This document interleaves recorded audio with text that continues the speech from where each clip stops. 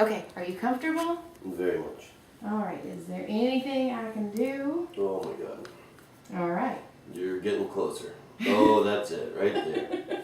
If you go up. I had a massage in Hong Kong in April. Okay.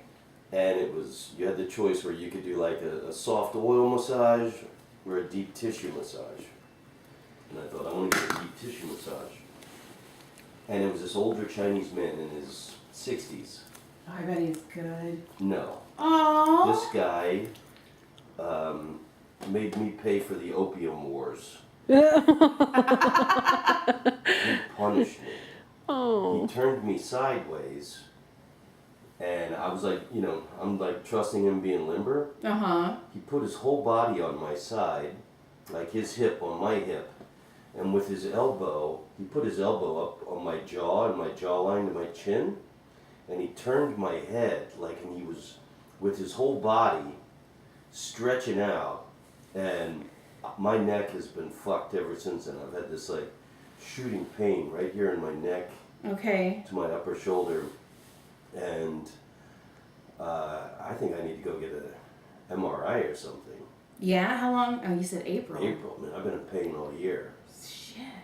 Does it anything trigger it, or is it always there? No, and then when I turn my head sometimes I can hear it pop. So I wonder if it wouldn't be like vertebrae out of place. I would know that. Yeah, right there where your finger is. Uh-huh. That's the fucking spot. You Oh can my feel God. it. What can you feel?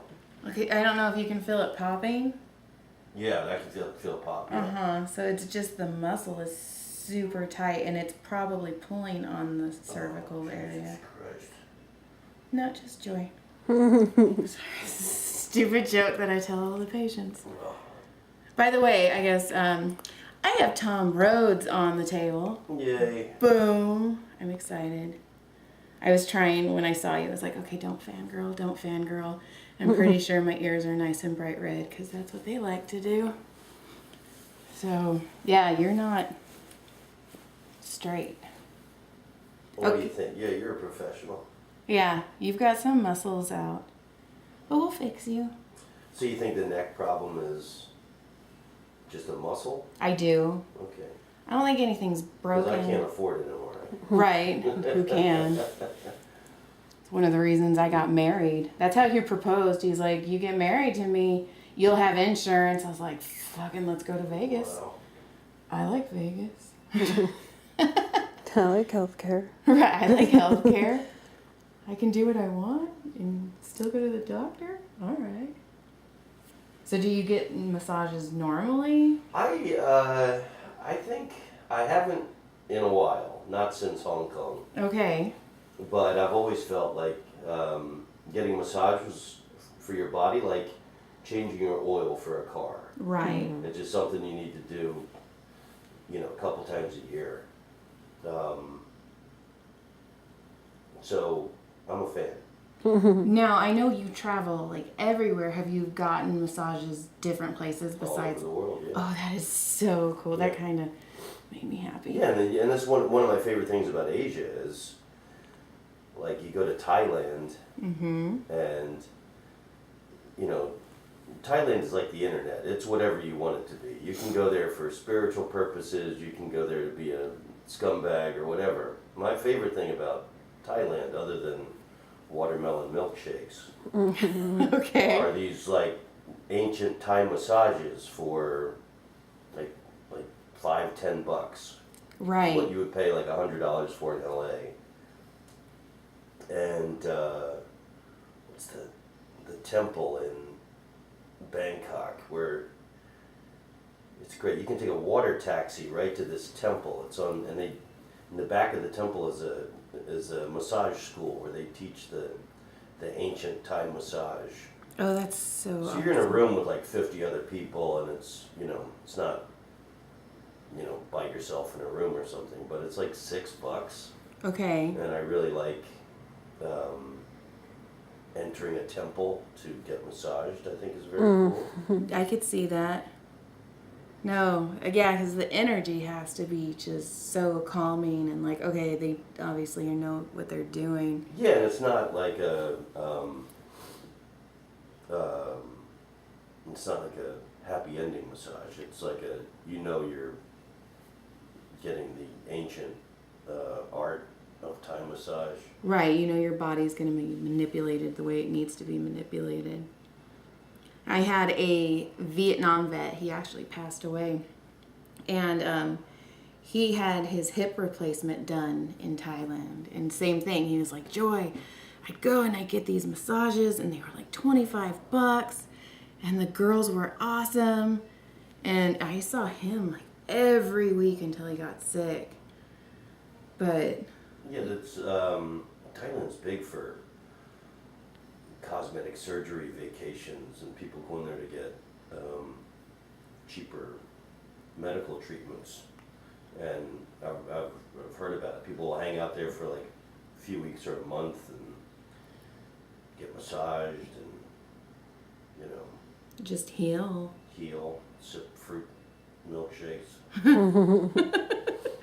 Anything with milkshakes works. So how did the veteran die? He was sick for a very long time. I didn't do it, I promise. It wasn't me.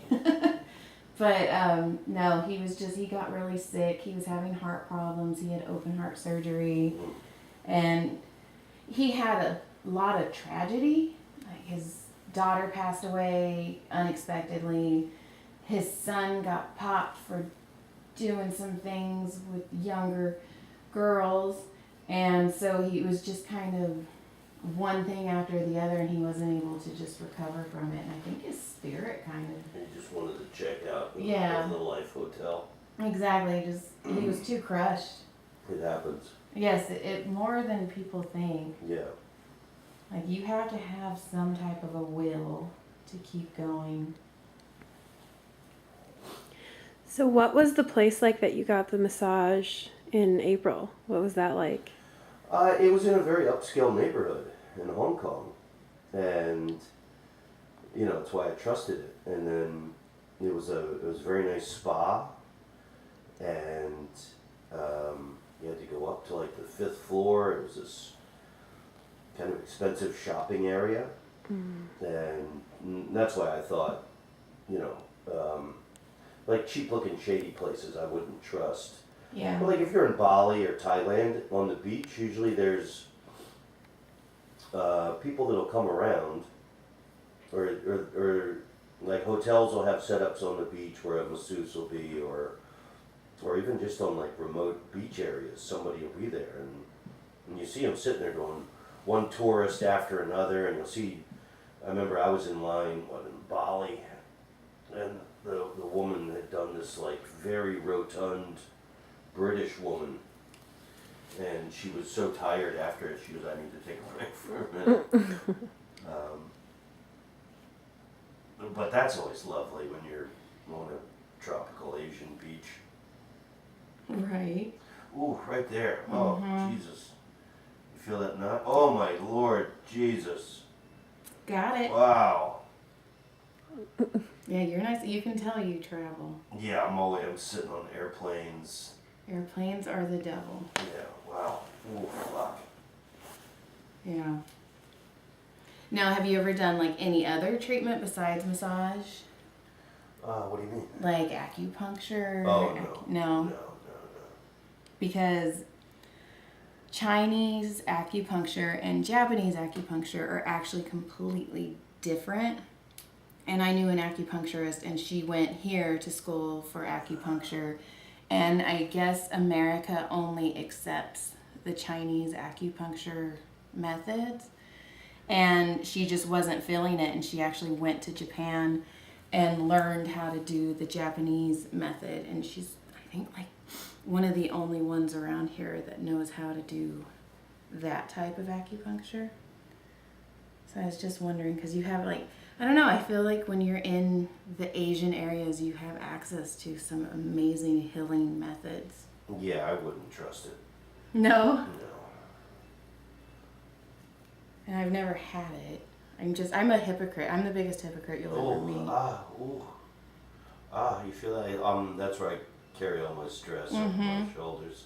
On top of the trap, yep. Wow. Oh my God. Now, do you think when you told the guy you wanted deep tissue, he was just like, okay? I think there was some racism involved on what he did to me. Okay. Yeah, I think he, I don't know if you're familiar with the Opium Wars, but the English did very terrible things, got all of China addicted to opium so they could trade with them, crushed the country, made them pay reparations, which they couldn't, and then that kicked off the second Opium Wars. And they were already super impoverished, but what the English did to China set them back a few hundred years, and they did nice things in the development of Hong Kong, but nonetheless, this guy, I think he was intentionally trying to hurt me. Yeah. I mean, I'm not going to lie. There's been times I've done it. Yeah. Where, a big macho guy is, okay, let's see what you can do. I like deep pressure. And I'm like, okay, I can do deep. And if... Well, yeah. I always say please and thank you. I try to have manners. Right. So I don't know, maybe the guy had an argument with his wife or something. Who knows? Right. Maybe you look like his son. Yeah. It's just like, Yeah. Oh, Jesus. Yeah. So what do you think that is? That's just stress or airplane seats?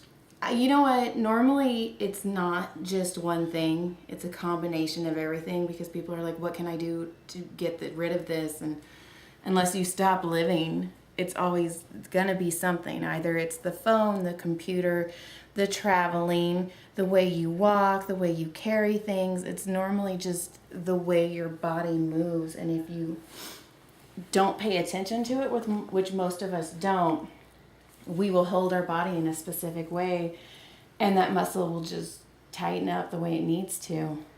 Because knots in a way are protection for you, because it's something, either your body's doing something repetitive and that muscle, they don't want that muscle to tear, so it starts thickening up and getting bunched together, and then you just need to let your body know, like, you can release.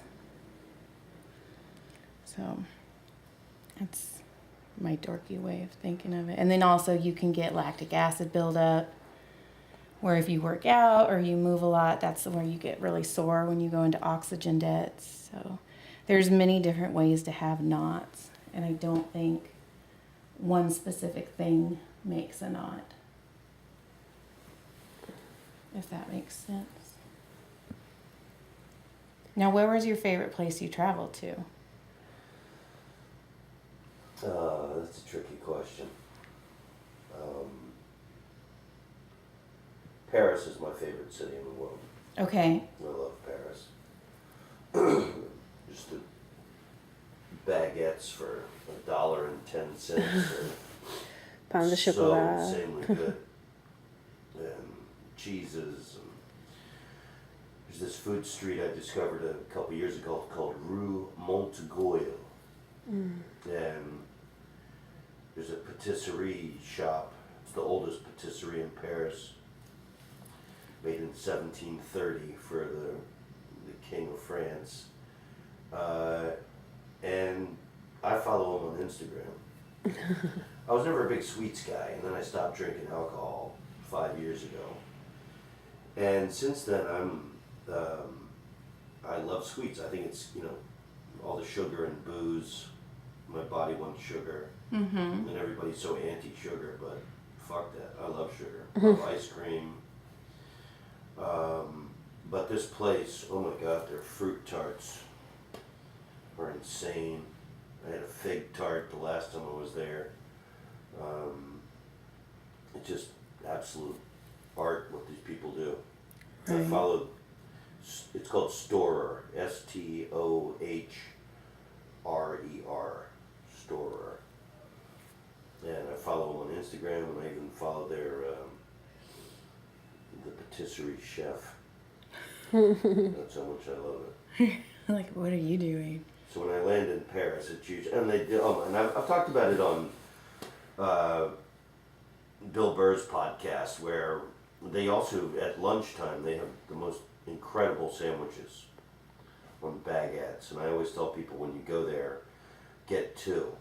So when you're walking around an hour later and you say to yourself, God damn, I wish I'd have bought another sandwich. You got it. You guys, oh, look it, surprise. Yeah. Chicken and avocado is good. Oh. It's all good. Jamon and fromage. There's like so many great, like in Spain they do this shaved cured pig leg. Jamon serrano. In Barcelona, it's everywhere. There's little shops where you can buy it in little white paper cones. I love Amsterdam. I mean, I fell in love with Amsterdam and I moved there. Okay. Lived in Amsterdam for 5 years. I think Peru is probably my favorite trip I ever took. I loved Peru. I'd love to go back there. I love ancient cultures. Right. So, going to Machu Picchu was a thrill. I've been to Chichen Itza in Mexico twice. That was the Rome of the Mayan Empire. I've been to Angkor Wat in Cambodia. And, Jesus, what's left? Easter Island and the pyramids, which I don't have much desire to go to either. Okay. Now, would you I've ever? been to the Great Wall of China 3 times. And I've kissed 4 different women at the top of the Eiffel Tower. Okay. Yeah. I married the last one. That's a good choice. That was my big litmus test and big love stories. Take them to Paris and take them to the top of the Eiffel Tower. But now since they had the terrorist attacks in Paris a few years ago, now there's so much security to get into the Eiffel Tower. I don't recommend going there. What's nicer thing to do is to go to Rue Montaguy and buy baguettes, and there's like 3 cheese shops, and meat shops, and fish shops, and vegetable shops, and store the greatest patisserie place. And go there and get wine and all the nice foodstuffs, and take the metro to Odeon, and then you have to take it's a different train, but the metro ticket works, and you can take it right to the Eiffel Tower, and on the grass lawns around the Eiffel Tower, it's nicer. You go there like an hour before the sun sets, and have a nice picnic with your friends, or whoever you're with, and after the sun sets, then the lights come on the Eiffel Tower. So it's nicer to sit on the grass and look up at it, I think, now, since all the security kind of killed the experience. Right. Now, have you always been a romantic? I have, Oh, I love that. yeah. I had 2 jock, bully, thug older brothers who beat the shit out of me, and everything. I've been called a faggot 9 million trillion times in my life before I left the parental home. And, you know, any sign of femininity, you know, I've never had a problem with showing your feminine side as a man, or especially is great thing about being a comedian. Like, I've always had gay friends, always had friends of every flavor and sexual orientation, and that's the thing I love about comedy the most. It doesn't matter, you know, where you're from, if you're rich or poor, black or white, gay or straight. You know, it's if you're funny, Yes, and it's the great equalizer. I agree. And you know, I consider those people my. It's like being in an exclusive club of fighter pilots or something. You know, not many people have the talent to do it, and then it's an even lesser percentage of those who do it well. Right. And then traveling the world, you know, I've got friends all over the world, comedian friends. I went to Mongolia for the second time a few months ago, and there's a great club in Mongolia Really? called the UB Comedy Club. The capital of Mongolia is called Ulaanbaatar, and they call it UB City for short. So it's the UB Comedy Club. And it's a great club, and it's, you know, all Mongolians. And the Mongolian comedians are really into it. They listen to the podcast, they watch the specials, current and past. They're obsessed with it. That is awesome. See, that's funny though, because I have 3 boys, and we kind of have the opposite in our house, because I tell each and every one of them, whichever one is gay is going to be my favorite. Like, if you want to be my favorite, just be gay. Because I always panic because I'm going to be the consummate mother-in-law. I'm going to be the mother-in-law. So, and I'm not a huge fan of girls. So, I'm like, why don't you bring a boy home? Let's do that. I know how to treat you guys. Yeah, I do well with boys. I do well with boys. I give off that boy mom energy, I think. Good thing you didn't have any girls. Wanted one though. I think my husband would have been a good girl dad. I think so. Yeah, he would have been wrapped. But yeah, now Now I'm the she only has girl. mine. Yeah, I stole Emily's. Now, would you ever move to any of these places, or do you just like visiting? Oh, I would definitely move. Let me. Yep. You got it? Yeah, sorry. Oh, you're fine. I'd live in Paris in a heartbeat. And there's a great little comedy scene there. Lots of expats. And there's a few like English festivals that go on there, and like Avignon and everything too, no? Or There's a couple clubs there. I don't know about festivals in Paris. One guy does an American comedy night. Sebastian Marks, wonderful guy from New York. He's lived in Paris for like 20 years. There's another older guy, Carol Beer, who was the first to do English language comedy there. Mostly brings people over from England. And there's a guy named Hugo who does like a British comedy night. Pretty cool. But you'd have to have money in the bank Right. to live there as an English speaking comedian. Now, are you like a novelty there, or?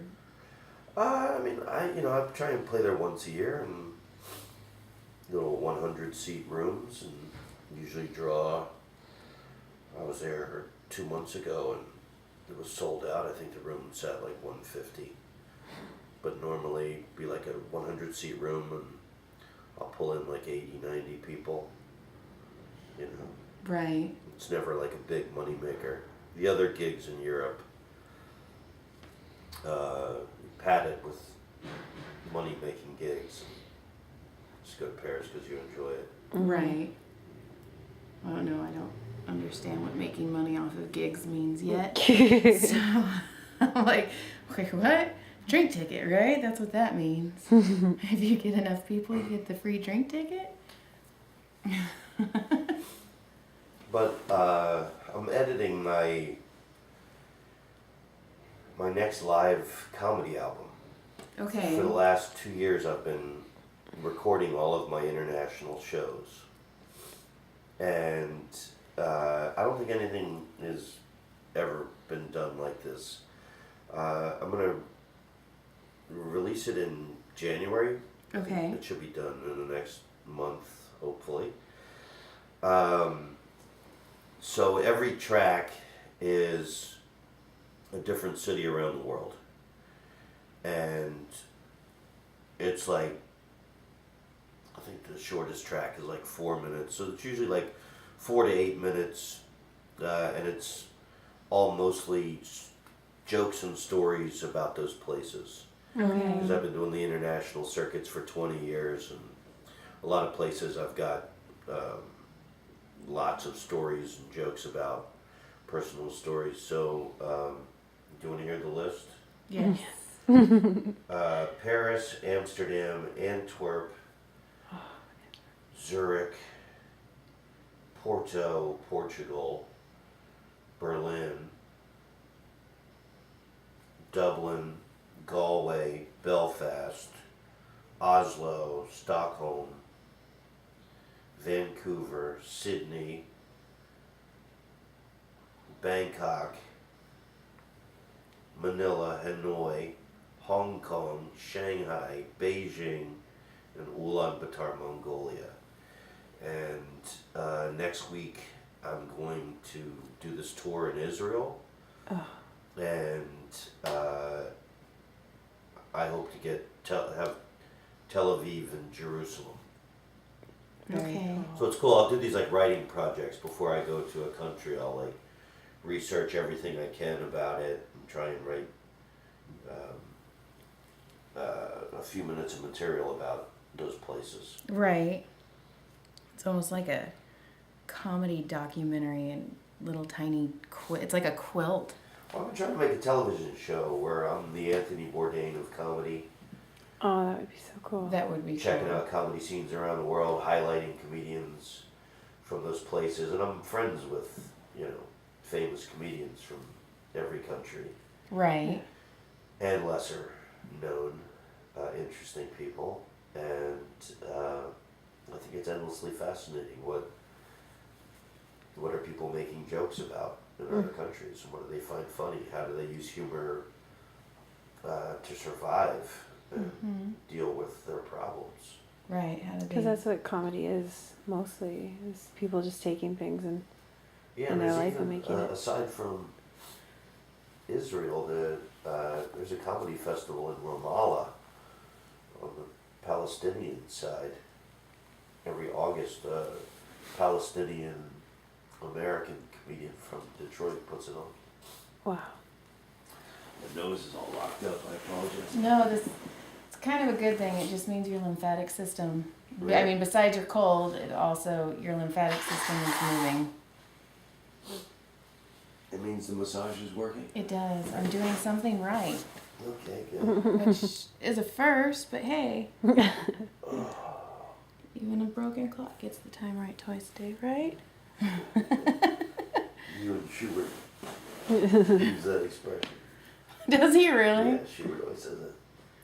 Schubert killed Even a me. blind squirrel finds a nut once in a while. That's the other one. I love Schubert. I adore him. But I had him on the table, and then I drove him home.